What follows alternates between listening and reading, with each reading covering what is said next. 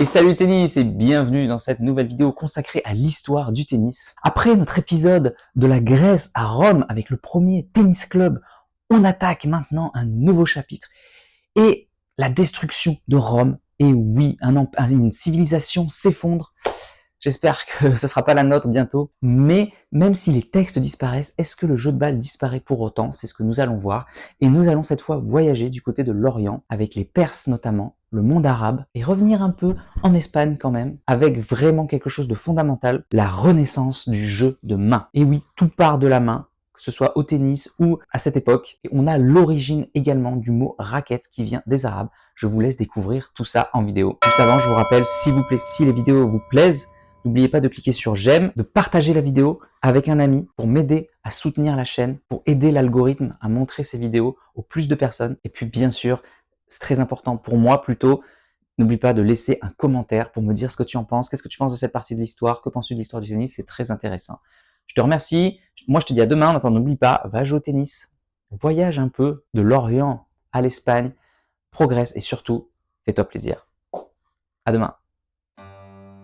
Quand l'Orient rencontre l'Espagne, la renaissance du jeu de main.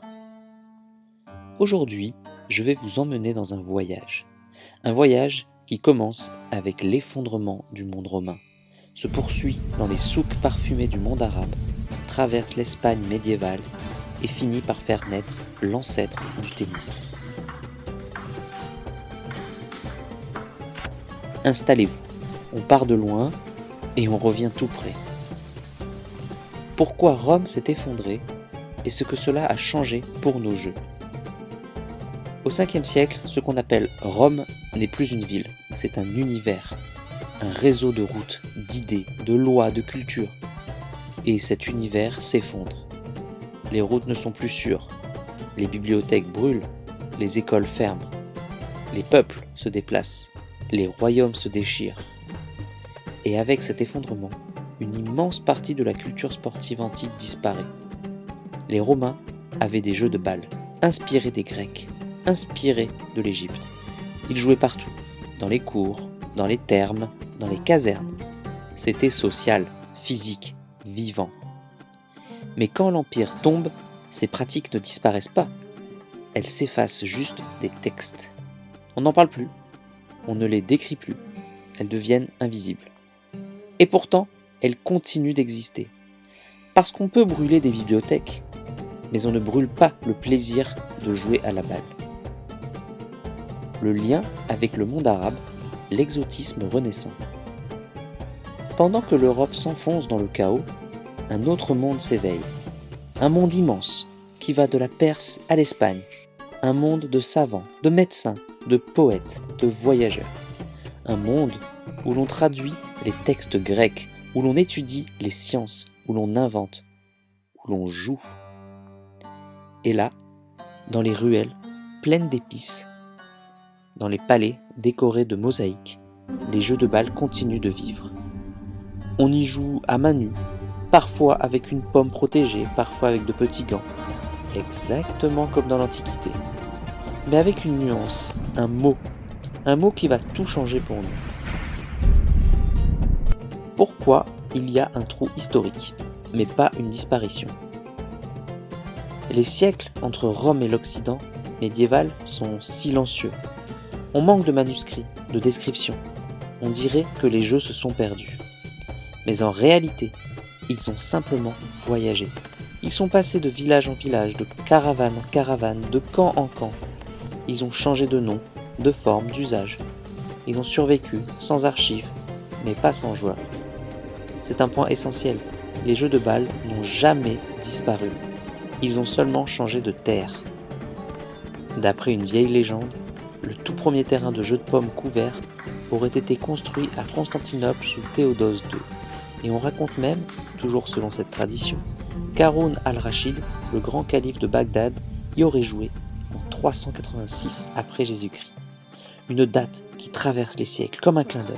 La première salle fermée, le premier maître du jeu, la naissance symbolique d'un sport qui allait voyager jusqu'en Europe. Mais soyons honnêtes, historiquement, cette histoire ne tient pas debout. Bagdad n'existait pas encore, Haroun al-Rachid ne naîtra que bien plus tard, et la date est sans doute le résultat d'une erreur de copie ou d'une confusion entre calendriers.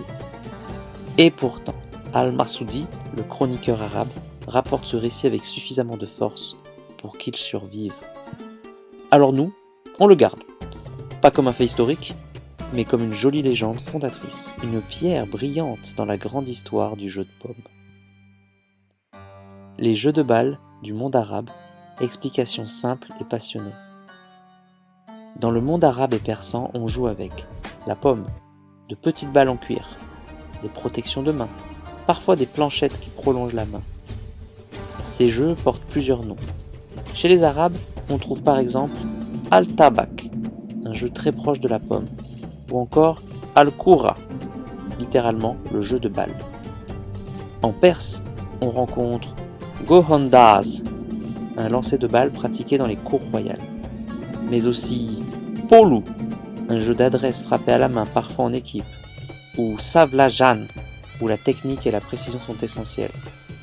Et puis il y a Sihogan et Chigan, des jeux où le terrain commence à être délimité, où la balle doit passer entre des barrières ou filets imaginaires, préfigurant ainsi les règles et les instruments du futur jeu de paume. Et dans tous ces jeux, tout commence avec la main. Toujours la main. La balle est petite, vive, rapide. On la lance, on la renvoie, on la défie. On joue dans les cours, dans les rues, dans les palais. Ce sont des jeux simples, mais extrêmement techniques. Et surtout, ils ont une logique qui prépare le terrain pour ce qui viendra plus tard en Occident. Le clin d'œil poétique, la ville de Tinis.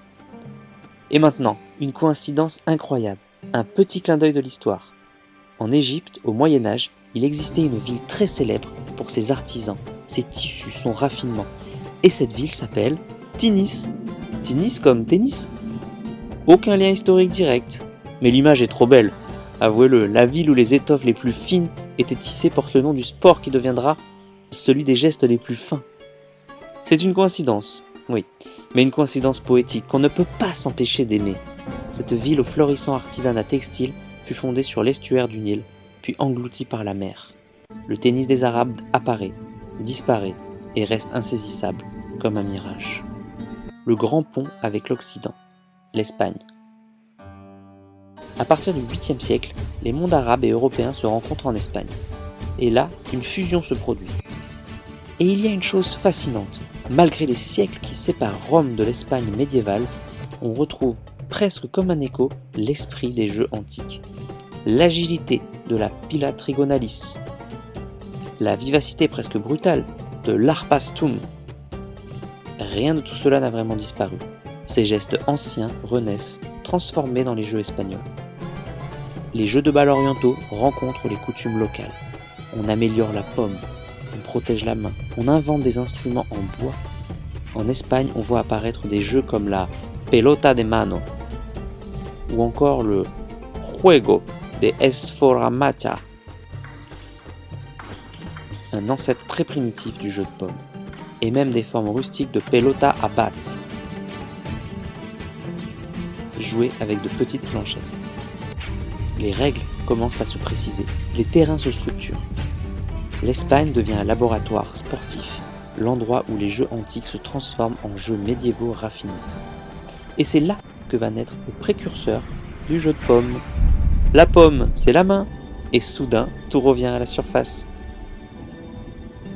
La transition vers la paume, la préparation du futur tennis. En France, à partir du XIIe siècle, la paume devient un véritable sport national. On y joue dans les rues, puis dans les salles, puis à la cour.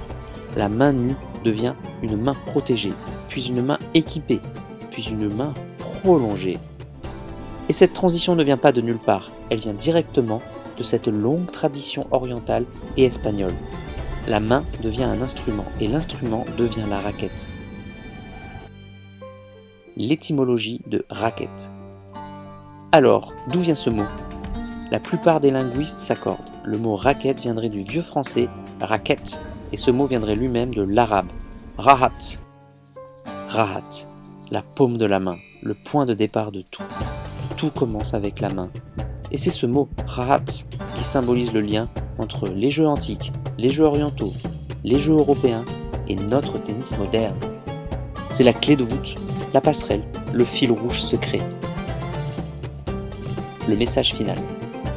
Malgré les invasions, les guerres, les pertes de manuscrits, malgré l'effondrement des empires et les siècles silencieux, les jeux de Bâle ont survécu. Ils se sont transmis, transformés, raffinés, affinés, enrichis. D'abord grecs, puis romains, puis arabes, puis espagnols, avant de devenir français, puis anglais. Il y a eu l'Égypte, il y aura aussi l'Italie, jusqu'à donner naissance au jeu de paume, puis au tennis. Un sport qui depuis toujours n'est rien d'autre qu'un voyage, un langage, un héritier vivant. Si tu es encore là, c'est que soit tu es très motivé, et dans ce cas-là je te félicite, soit que tu aimes ce que je fais. Dans tous les cas, s'il te plaît, laisse un commentaire pour donner ton opinion et soutiens mon travail, soit en partageant les vidéos, c'est important pour l'algorithme, soit en allant sur Tipeee. Tu peux aller encore plus loin en t'abonnant à ma newsletter où je te donnerai plein de conseils. Rien de plus facile, clique sur le lien dans la description. À bientôt.